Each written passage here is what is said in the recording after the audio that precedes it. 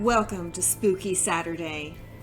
For today's creepy craft, I have something that I've seen on Pinterest, but I haven't been able to find in a store or online to purchase. And I'm sure if I did, it would be more than I wanted to spend. So, when you can't find it or you can't afford it, craft it. I'm going to be taking a mortar and placing it inside a skull. I just have a plastic skull from the dollar store and a mortar and pestle that I actually bought off of Amazon a while ago. Now, if you're new here, go ahead and hit that subscribe button so you don't miss out on any eerie adventures in crafting. First things first, we have to cut open the skull. Now, using a real skull, this would be hard, and we would need to use some kind of drilling device. But fortunately, I have plastic here, and a box knife worked just fine. However, I would suggest that for the thicker parts of your plastic, which was the back of the skull, that you heat up your knife to allow for a smooth, clean cut. Now, a little bit of placement, and I can see that this mortar is going to fit nicely into this nice skull hole. Unfortunately, placing the mortar directly into the top of the skull made this top heavy, and it wanted to fall over. So before I secure the mortar into the skull, I decided to mix up some concrete and make the bottom a little heavier.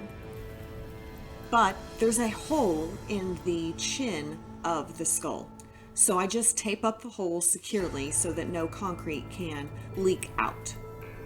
Then I mix up some quick dry concrete, has some chunky rocks in it, but that's okay for our purpose, and I just place it directly into the skull. Then, like most projects, we have to wait to dry. After the concrete has completely set, I remove the tape to find that it did not leak out and there is a nice smooth finish on the chin. Now for a little test run on the way the mortar fits. And I can see that it's still a little tight. So I'm going to use my box knife again and barely trim around the hole to make it just slightly bigger. Once I've trimmed around the hole, I decided that I wanted to go ahead and add some slits so that this would fit a little more nicely and wrap up onto the mortar. And so for this, I decided to place the slits exactly in the spots where the plates would have fused together on the skull.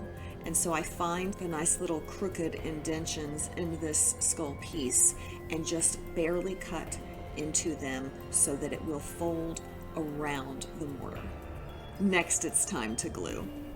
I used E6000 for this piece, and I put an ample amount of glue on the mortar itself. Then I squeezed this down into the hole, and you'll see that E6000 came out around the edges. But that's exactly what we wanted to happen. Now, this can look like oozing blood that came out from a freshly cut skull. Now, as you're likely aware if you watch my channel or if you craft with E6000, it takes a while to dry and you have to hold it to make sure it's secure for a bit of time. So I held the mortar in place.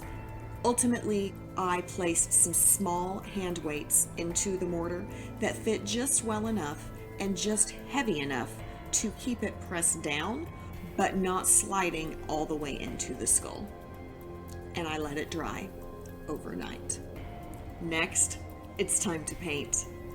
I wanted to make sure that this had a really fresh death look to it.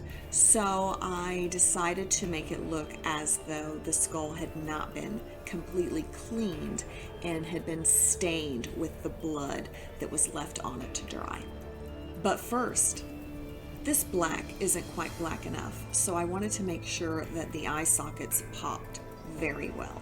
So I placed some black inside the eye sockets and into the crevices that have formed on the skull from the fusing of the plates together.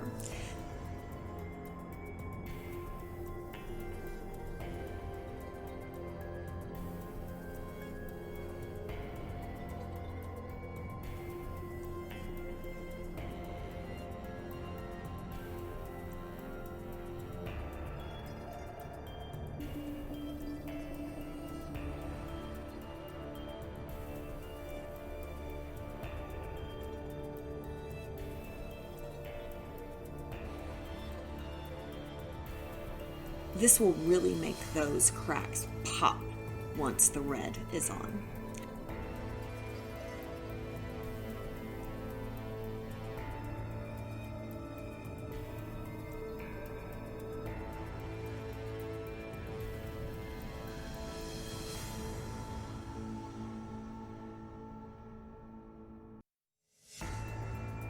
So next I took a red and brown mixture and did a light dry brush over the entire skull. I really love how this looks like a dried blood feel.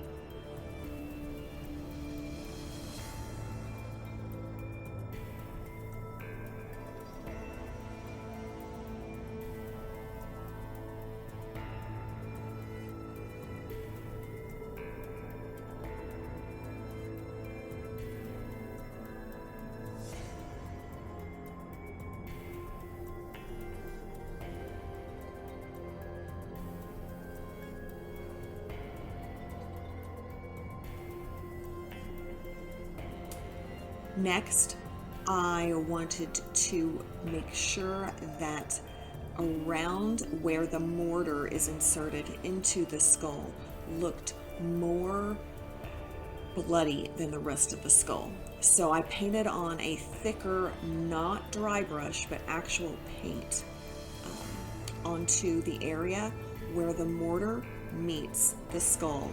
And then where the E6000 has dried, I also painted over this color so that it looks like some blood and gore has come out of that seam and dried onto this place.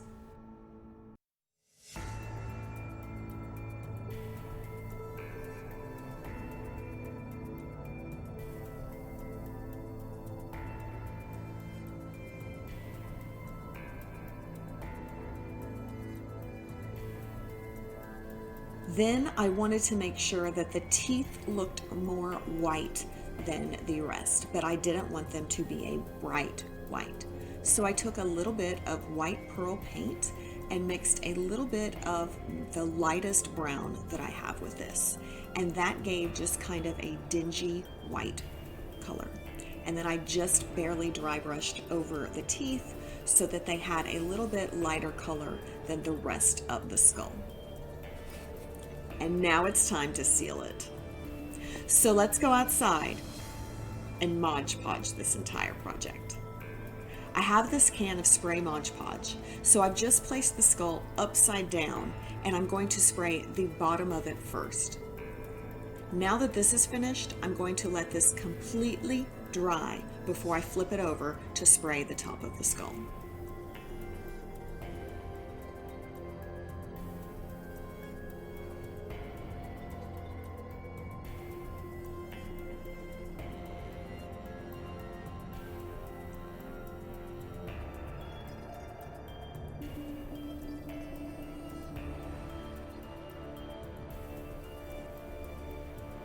Okay, let's see how this turned out.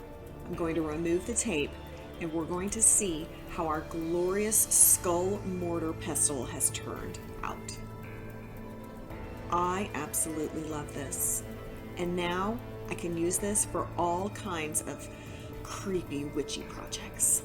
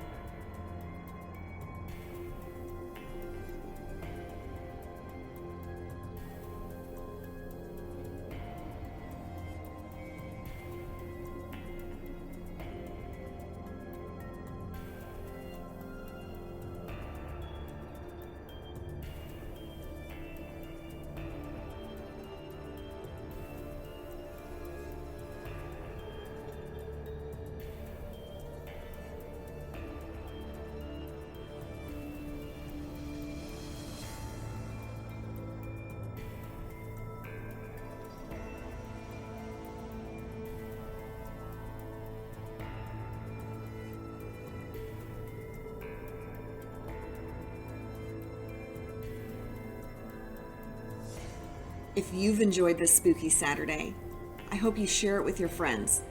Go ahead and hit that playlist right there, and you can watch all the rest of my spooky Saturday adventures. And I hope you join me next week for another eerie adventure in crafting.